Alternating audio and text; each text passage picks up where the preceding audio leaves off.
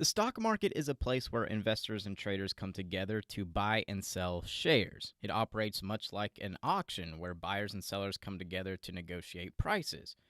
And stocks are just pieces of ownership in companies, and these pieces are called shares. When you buy a share, you essentially own part of that company. Now, it's not like you can walk into that company's headquarters and start bossing people around and taking supplies and product off the shelf saying that you own part of that company because you bought some shares. That's not how you benefit from owning shares. What you do benefit from are the profits and any appreciation in the price of those shares. Now, why would a company want to share part of its profits with the public, such as you and me? Wouldn't they want to keep it all to themselves? Well, when a company needs money to expand, which normally they do, they might need more factories, they maybe need more money to design new products.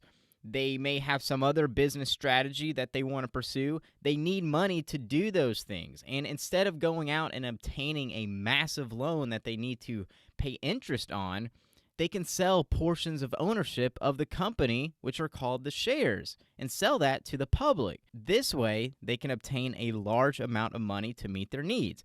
So from that point forward, that company needs to disclose all financial statements to the public. They need to show their revenue, their debt, how their sales are doing, any news or business strategies that they may be pursuing, anything related to that company, it needs to be on public record.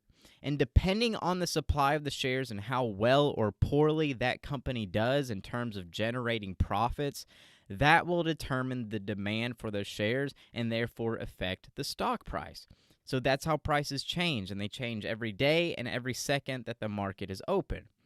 Now, the stock market represents all the companies that have shares available to public investors to buy and sell. But in order to buy and sell shares of a company, that company needs to be listed on the stock exchange, where they will be a publicly traded company. Not every company is a publicly traded company. Companies not listed on the stock exchange are private companies, and therefore people like you and me can't partake in the benefit of owning shares.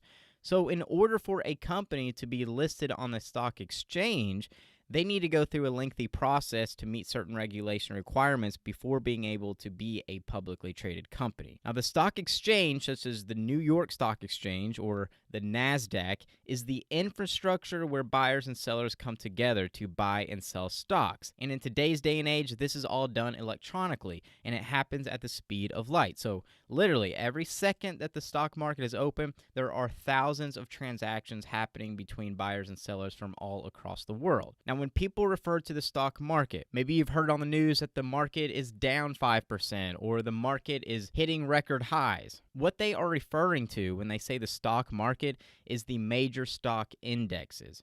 An index tries to measure the performance of the stock market as a whole or a specific portion of it. For example, the S&P 500. That is a stock index that measures the value of the United States' largest 500 companies. Another popular index is the Dow Jones, which measures 30 U.S. large companies. And the NASDAQ Composite takes all the companies listed on the NASDAQ and measures their value together. And there's many other indexes out there, but these three are the most popular to gauge where the overall market is at as a whole. All right, so I hope you all learned something. I want to thank you so much for watching.